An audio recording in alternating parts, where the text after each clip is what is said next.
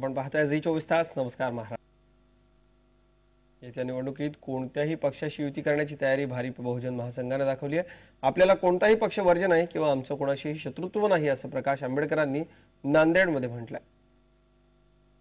कुठल्याही राजकीय पक्षाला जातीयवादी आहे, धर्मवादी आहे म्हणून त्याला अस्पृश्य ठरवू नये ही भूमिका आम्ही असताना त्या ठिकाणी घेतली आणि म्हणूनच गेले 15 वर्ष आमच्यावरती असणारा ठपका आहे की आम्ही सेना बीजेपीकडे सॉफ्ट आहोत.